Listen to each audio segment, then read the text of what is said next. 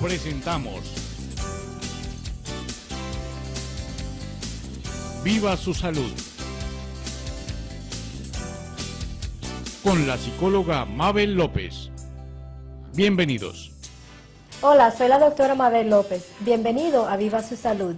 Estaremos aquí todos los sábados a las 11 de la mañana por Telemundo 43.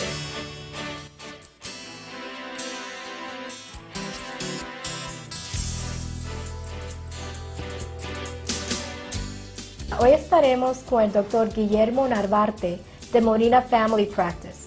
Hoy estaremos hablando sobre la hipertensión, también conocida como la presión alta.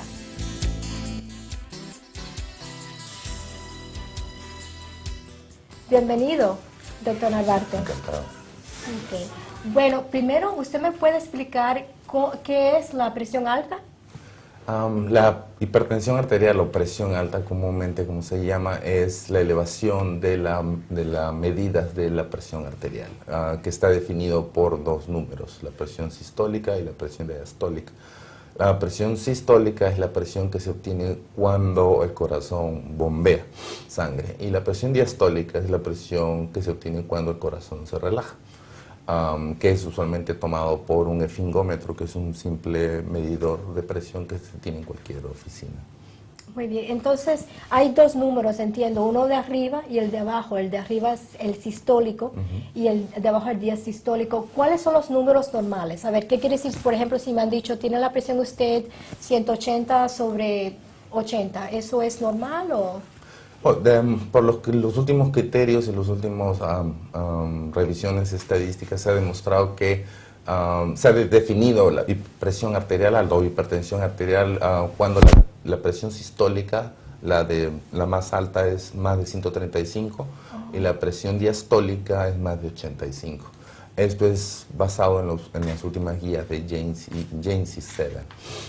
Y si hay, por ejemplo, si uno es anormal y el otro es normal, ¿cuál es más peligroso? Esa es una buena pregunta. Las dos se consideran que son peligrosas. Definitivamente hay más riesgos de tener problemas de infarto o de strokes con la sistólica, pero usualmente las dos presiones elevadas, definidas por estos números, deben ser tratadas. ¿Y qué factores causan que uno tenga la presión alta? Depende mucho del tipo de cómo se define la hipertensión arterial. Hay dos tipos de hipertensión arterial. La primera es la primaria o esencial, que en realidad no se sabe la etiología. Y es casi en el 90-95% de los casos, o 9 de cada 10 pacientes tienen presión esencial.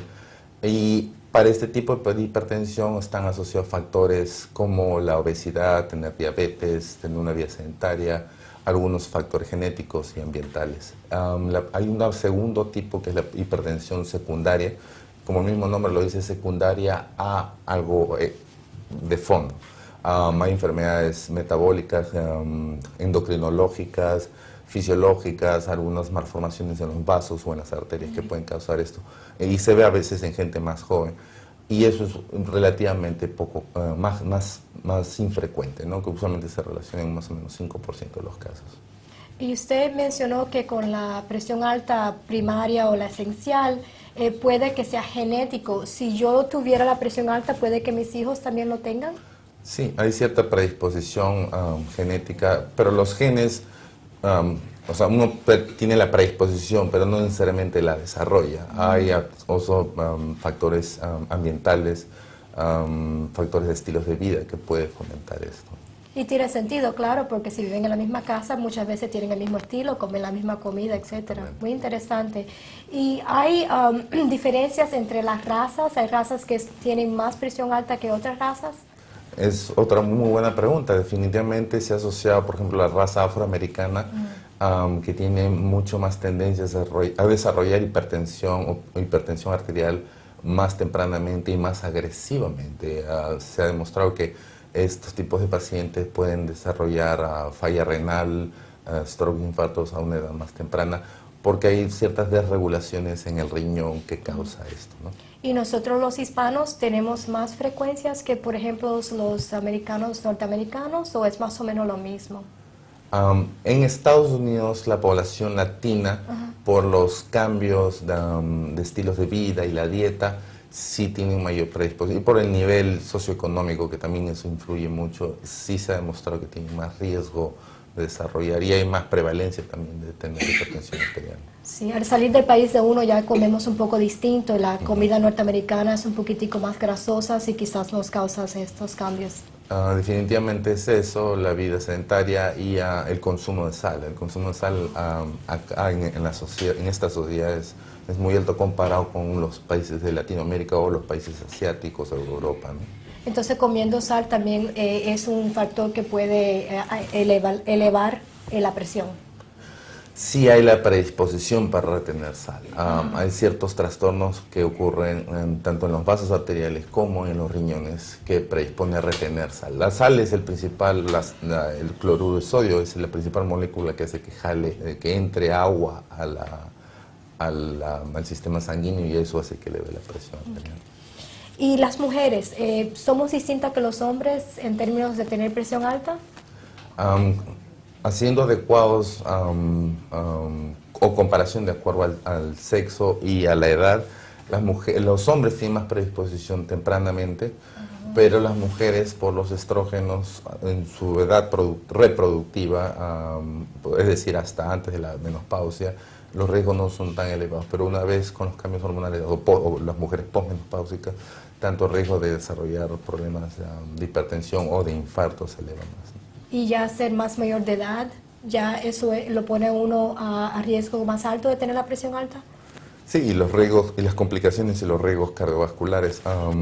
Cuando uno envejecemos, lo que se desarrolla es aterosclerosis, que es más que todo el principal problema. La aterosclerosis es definida como el endurecimiento de los vasos arteriales por depósitos de colesterol y de calcio. Eso, que lo que se traduce simplemente es endurecimiento de los vasos y eso hace que eleve la presión. Y eso se ve definitivamente cuando uno envejece, ¿no? Muy interesante. Bueno, yo soy psicóloga y muchas veces me vienen los pacientes y me dicen, tengo mucho estrés, se me está subiendo la presión. ¿Eso es cierto? ¿Que uno siendo más nervioso, siendo más ansioso, puede que le suba la presión? ¿Tiene algo que ver? Sí, definitivamente hay ciertos factores y los tipos de personalidad, las personas con personalidad tipo A, los que están muy relacionados al estrés, sí definitivamente tienen cierto riesgo. Pero definitivamente hay mediciones. Por ejemplo, si uno viene un paciente y le mide la presión 180, 90 o 200, 100, definitivamente ya es diagnóstico de hipertensión arterial. O sea, por ninguna forma de estrés uno debería tener esos números, ¿no? Y la Sociedad Americana de Hipertensión recomienda tratamiento agresivo en estos casos, ¿no? Muchas gracias, doctor Narvarte. Muy interesante. Vamos a tomar una pausa y regresaremos muy pronto. En el próximo segmento hablaremos sobre el tratamiento de la presión alta. Por favor, quédese con nosotros.